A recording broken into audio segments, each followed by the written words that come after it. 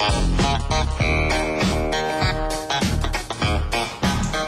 the age of 3, our next guest experienced something out of the ordinary. She saw a group of people dancing in her backyard, but according to her mother, there was nobody there. Well, since then, she's become a ghost whisperer. Her name is Caterina, and she joins us now to share with us what it's like communicating with the other side. Caterina, good morning to you. Good morning. Welcome to the show. As Kylie just said, you had your first ghost experience when you were 3. How often did you communicate? Is that what we say? Communicate with dead people after that? Yes.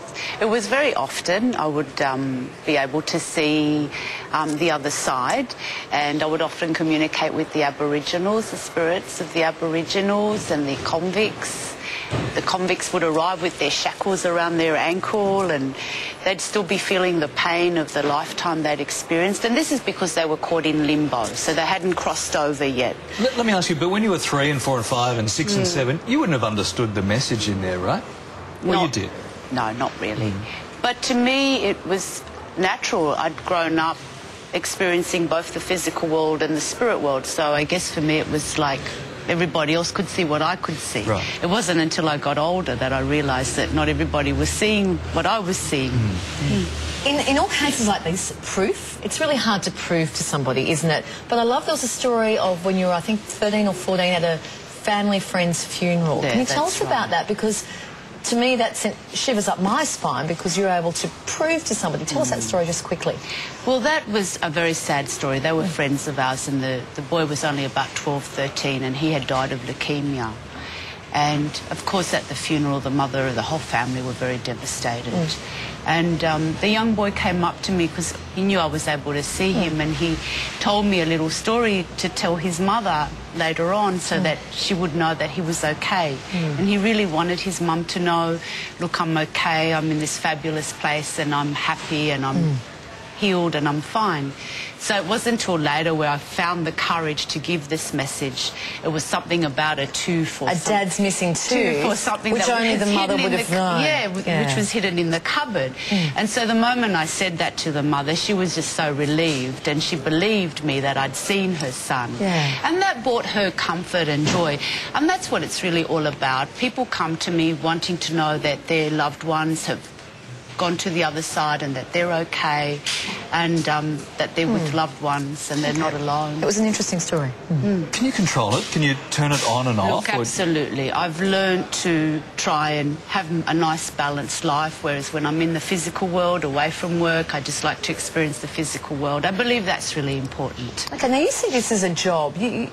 Is that right? You see this as your job? As a profession, yes. Something I truly love doing. Bringing joy to people, bringing comfort to people. And it's not just about, you know, giving messages about the other side, but it's also about healing people. And this is where the exorcisms come in, right? Well, that's a whole different thing. Exorcisms is about expelling very negative energies, but most of my day-to-day work is about helping people to heal. People have wounded hearts for all kinds of reasons, and it's helping people to realise that there is choices, and that they can move on, and that they can heal, and they can create a reality that they truly desire.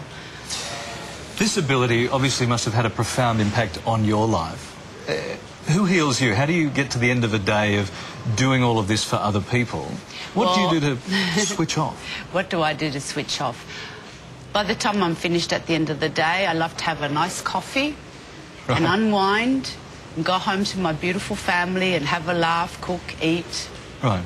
So there's normalness there for you? Of course, right, okay. yeah. I imagine there are hundreds and thousands of sceptics, probably some of them watching right now. Absolutely. And I'm sure people don't hesitate to tell you what they think about your powers. How do you deal with sceptics or criticism or things that people may say to you? Look, I feel very privileged for the gifts that I have and very blessed for the gifts that I have. And I guess there will always be sceptics, and everybody's entitled to their opinions and what they perceive. But I think I feel a bit sorry for them that they are not experiencing the wonderful gifts and things that I experience from the spirit world. All right. Now what we've done, we've invited someone in for a reading. Yes. Okay, so we'll touch base with you at the end of the show and just see how that goes. Perfect. All right? Okay. Okay. Thanks very much. Thanks for coming in. Now, if you'd like to read more about Caterina Legato's life, her book, Ghost Whisperer, is out now. Well, still to come, we'll see what the celebs look like without any makeup. And we're going to check out Ryan Reynolds' spunky new role for some DVD watching this weekend. But next by special request from Larry. Oh, yes, thank you for that. But next, the moment we've all been waiting for. We are meeting Australia's next It Girl right after this on The Morning Show. Don't go away.